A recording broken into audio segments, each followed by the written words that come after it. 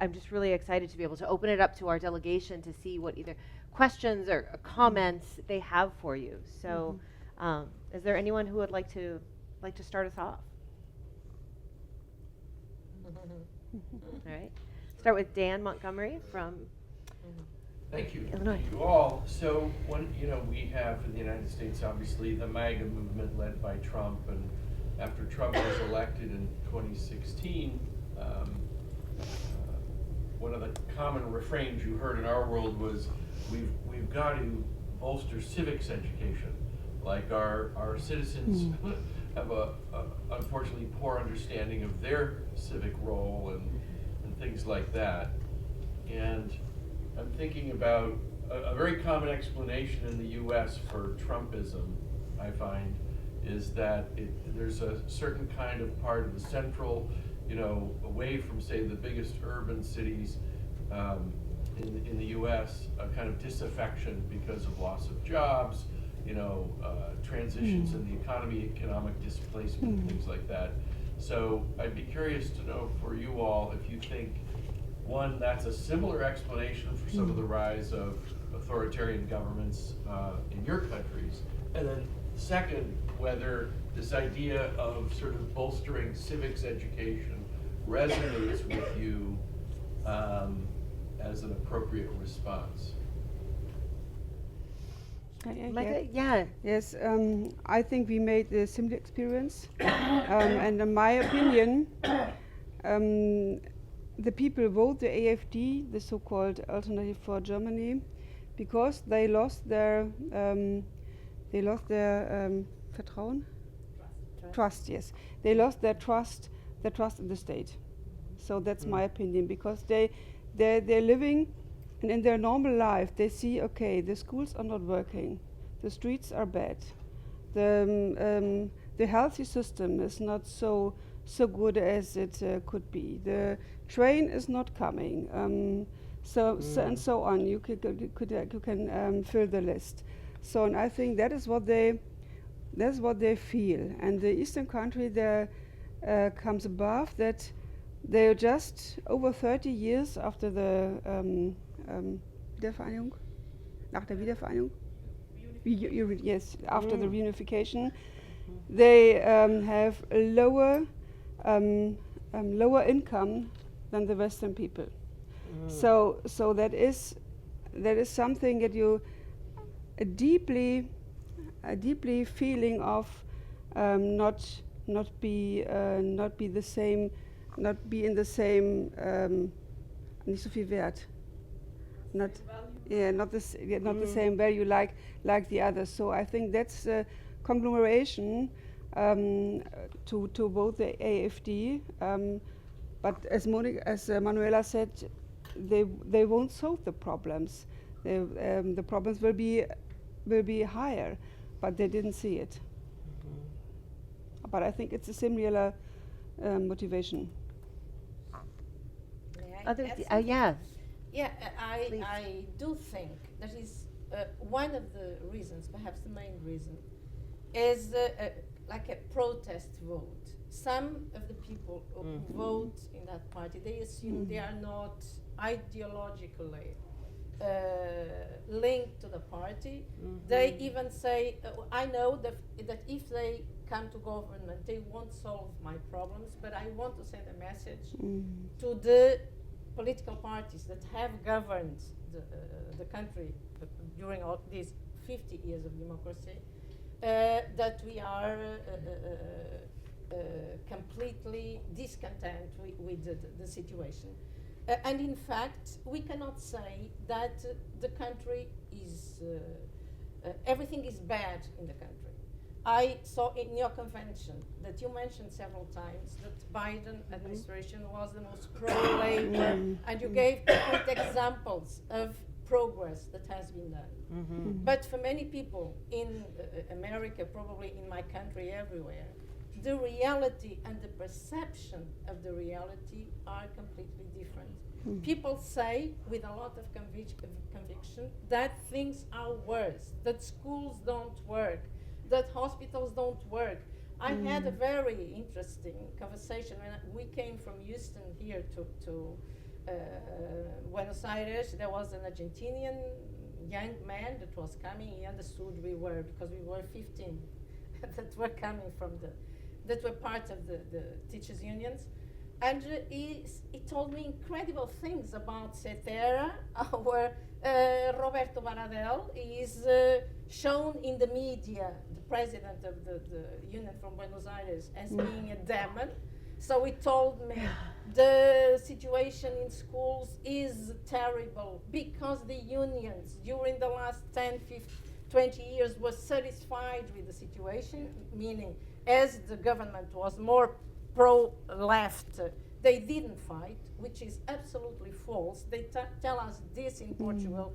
With the socialist unions don't demonstrate it still, and we show we had 100,000 people in Lisbon. People don't care to know. They don't know. They will persist that we didn't fight, and it's really difficult in this. We have to discuss this. How do we break this barrier that people don't listen to what we say? For example, he said things are worse in education because teachers and unions don't want to change. And I asked him, give me an example of something that the unions have done. And he answered, because the government wanted to introduce the PISA tests and unions were against it. But I said, I'm also against it. These are evaluations that don't take into consideration the context of and it's not only the teachers or the teachers' unions that say this. There are many international organizations that come to the same conclusion, but you feel that you are talking to someone who isn't in the same wave. So how do we break these difficulties? So I think that's one important issue. Nevertheless, I underline this, and I have said, our governments and more progressive governments haven't done their job. This rise in inequalities, this is absolutely unacceptable that in democracies there are more and more millionaires and more people who work every day, because it's not only the unemployed. There are many people that have a stable job and don't have enough money to live with dignity. And this is absolutely unacceptable. And we hope that these political parties can learn from the situation and also change their policies, although we know that it is difficult because of all the interests that also impact on the governance. But anyway, they are to blame in our opinion too, and we have stressed that. Thank you. That would be the same, no? Because the Dutertes started their campaign from the failed promises of the 1986 EDSA revolution in the Philippines. So said that, okay, the liberals promised this and that, but look, we're still jobless. Look, we're still underpaid. Look, we still don't have socialized housing. Look, millions of Filipinos are scattered all over the world working as migrant workers, as house helps. So that was the campaign line of Duterte, which got the votes of the masses, which was then followed by the Marcos Jr. Saying that, see, the promise of the EDSA revolution is not true. So let's go back to the era of my father. So here comes this information saying that the price of rice commodities is very low at that time, but if you go to the real records, it's the opposite. But they use this information at the ground level. They organize at the ground level. They make use of the reality that people in the Philippines don't have money for social media. And if you are using free data, the so-called free data, you can only see the picture. And you cannot see the link. You cannot open the link. You cannot read the content. You cannot read the sources. So people are easily engaged into this information. And that's their number one weapon right now in spreading their lies against the ideals of democracy, against the failure of democracy, so on and so forth. So the schools is very important. Manuela talked about this already, and that's true. We forgot to reformat our schools in such a way that the ideals of democracy be taught to these students, and totally forgetting that these students will be the soon leaders of the country. Right. So we should be working hard on that. Yeah. Thank you. Thank you so much. I just want to Please, yes. thank all of you for doing this early, the beginning of this conference, giving our folks a sense of how we often talk about the importance of hearing from others about what is happening in their world, and that will expand our world. Oftentimes, Americans are accused of, because we do it to ourselves, American exceptionalism, where we think that both the good things that happen in our country are better than everywhere else, and we also think the bad things that happen in our country are like the first ever bad Right. things that happen. And so it's really important to hear from others, and I just really wanted to say thank you. Mm-hmm. Yeah. Thank you so much. Thank you. Thank you, Randy. Was there one other hand up? I have a question about the youth. Please. Yes. So we see a movement now, especially in the United States, with Kamala moving, I see my grandkids, This when he is talks Evelyn about on her his birthday. children. Yes. Talking about the youth. How is the youth, the next generation, maybe, that you talked about in the schools? What do you see in universities and in high schools? Do you see a movement? Do you see, is there hope that this next generation is going to take the mantle and move forward? Or do you see, are you, in a way, when you said they can't turn on the link, they can't really see the right information, but the misinformation? What do you feel in all your countries? It's a great opportunity to close with. Yeah. Yeah. What are you seeing from the youth in your respective countries? Oh, I think there's hope. I think there's hope, and I think it would be wrong to say there's no hope, because just I said that the one that 84% of the young voters did not vote the AfD. I think that is what we have to look, and that is what us give hope. So I think the young people are not so bad as they as someone sometimes someone said, but they organize big strikes of climate. So really a big movement, a climate strike in Germany the last years. They organized the big demonstrations against the far right party or against racist. So they're really active. So I think, I hope, but I think they vote a little bit different from the other people, because they don't vote the big parties like Social Democrats or Conservatives. They vote mostly small parties. So in the European vote, they're electing the party names Volt, or something for pets Tierschutz. Animal protection. So they're voting really more small parties than the big old parties. So I think it's something will be changed.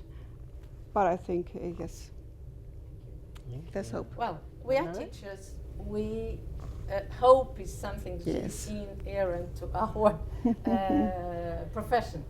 But, and I understand what Mike says, we have to believe that we will be able to create a better future. But as far as we are concerned, we are now worried, because there is, of course, it's not the highest percentage of young people voting for the far right and voting for another party that was very recently created, which is called Liberal Initiative. So they want to privatize everything.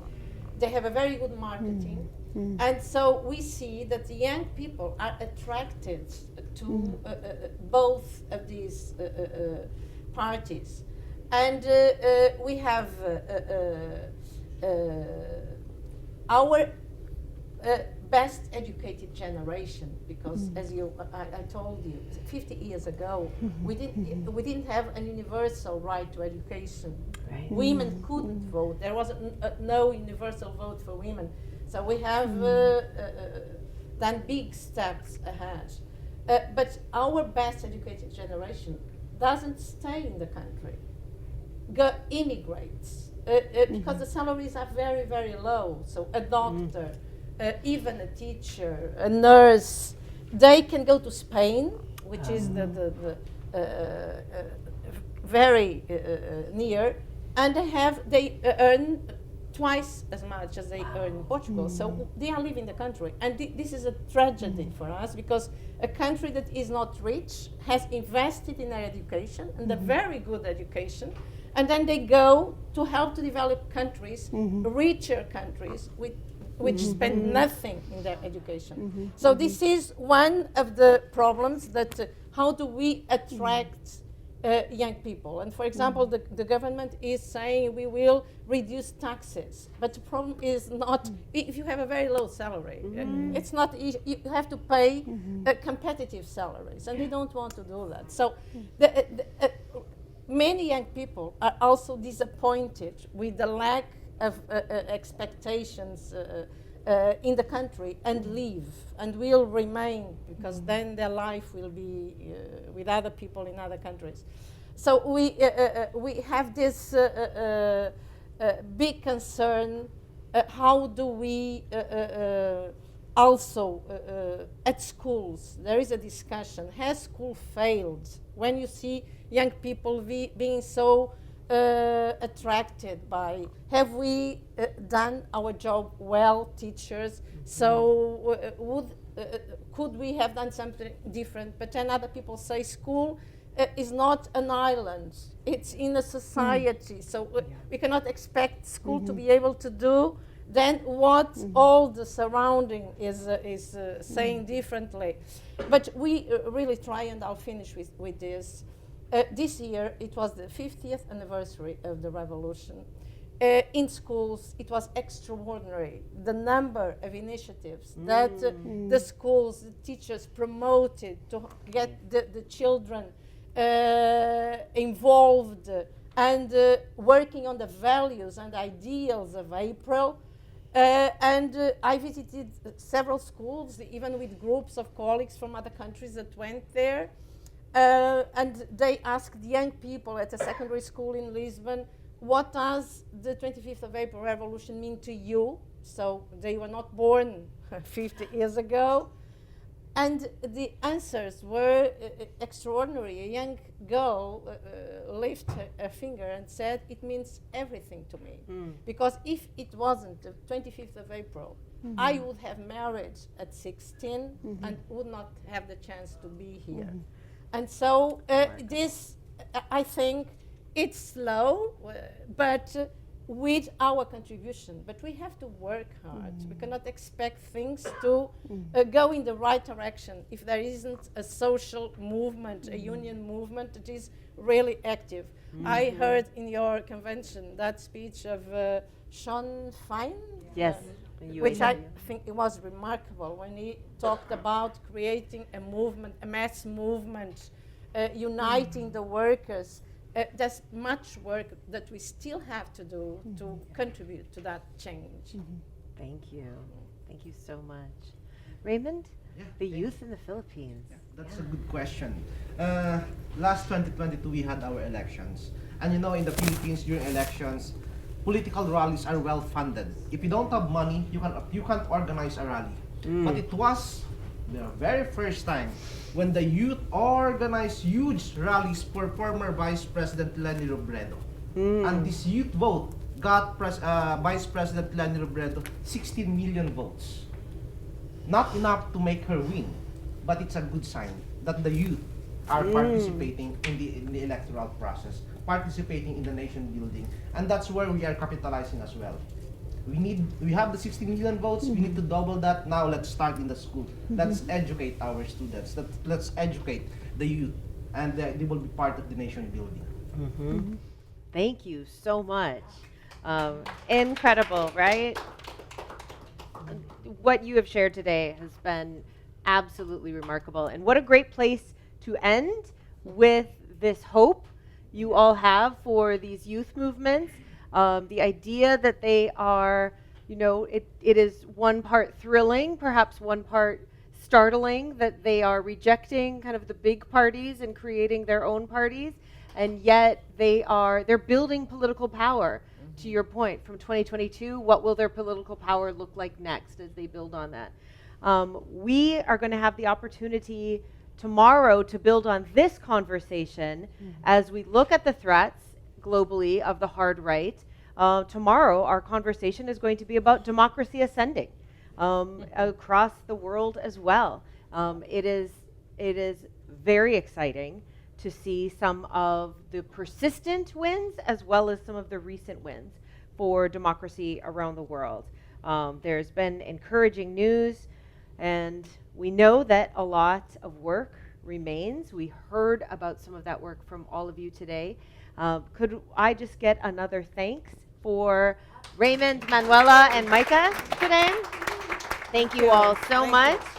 And we'll see you on the floor of the World Congress and in receptions this week. Thank you, everybody. Thank you. Thank you. Thank you.